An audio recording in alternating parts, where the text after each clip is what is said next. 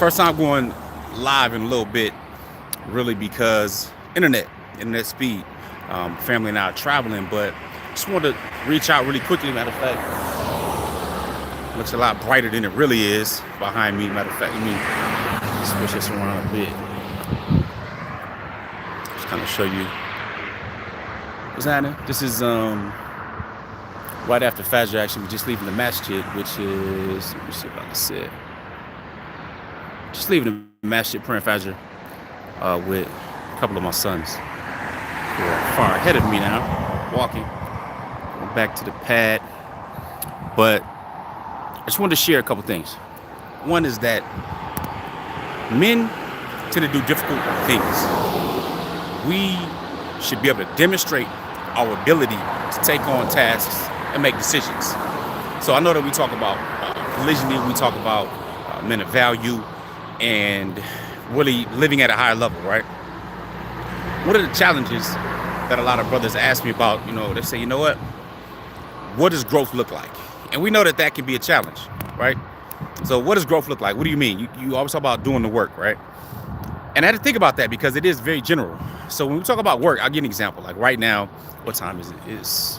For me, it's 7:41 in the morning. And yeah, I'm on the other side of the world. Like I said, my family and I are traveling. So if you are in the States, again, this is sunrise, it's not sunset. Well, the sun will rise shortly, I should say. And clearly, it's not dark if you're back from where I was born. Maybe dark. Anyway, having the ability to get up, make a decision, get out, and pursue it and follow up is crucial. I mean, it's crucial to man, it's crucial to reliability. And I remember my mentors told me a long time ago, so Nazir, most people are professional starters, but they're amateur finishers.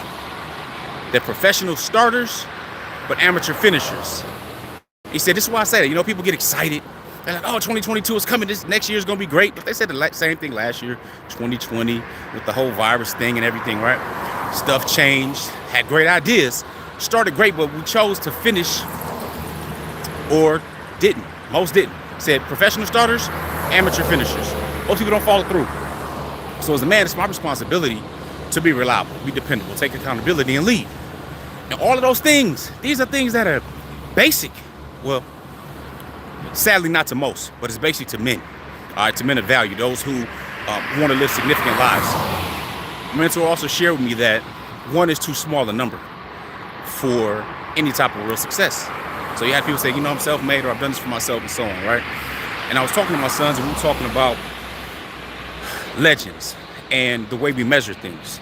So one is, when we look at people today, we look at people where I come from, we look at black men or black people in particular in the States, we got the whole situation of many billionaires.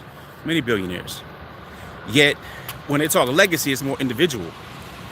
Whereas over 100 years ago, you had somebody like Marcus Garvey doing it in 1919, what no other black person has yet to do to this day.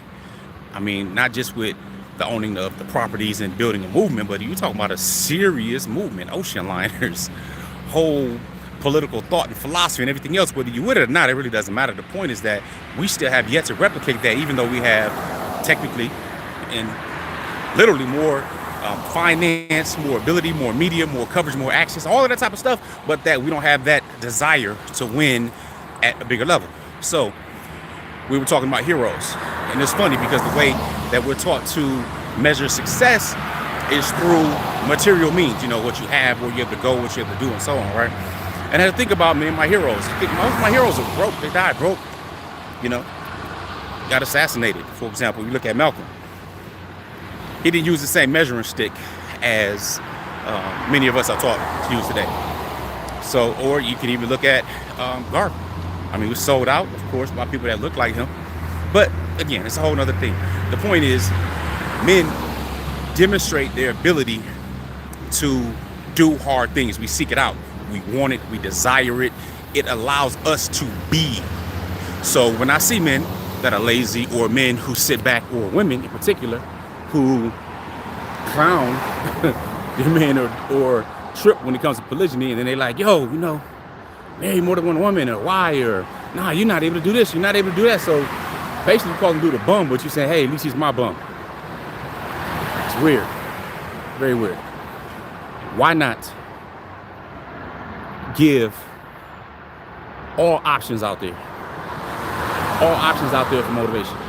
So if something's going to help somebody get better, do better, strive for more, why not put that on the table?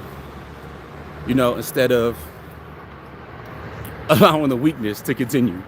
And I'm specifically talking about polygyny, right?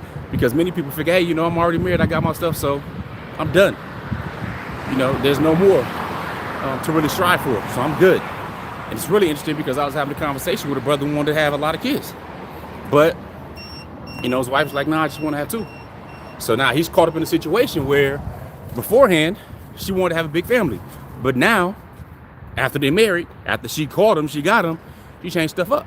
So now he's at an impasse on deciding whether or not what to do, because he's invested time and money and energy and so on and so forth. She's pregnant, but you're stuck. But who leads the families? What are the other options? What can you do morally? You're kind of in a predicament because other options aren't, because he cares about more of the opinions of other individuals versus exploring the other options and things that are there. So, anyway, just want to reach out to you after Fajr. Get that quick reminder, men do things that are difficult. We choose to do those things and to practice discipline so that this next generation does a whole lot better than we do.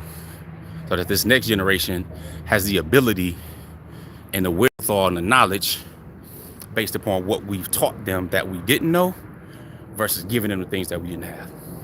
Anyway, y'all, appreciate you listening. I'm out. Assalamu alaikum. Peace.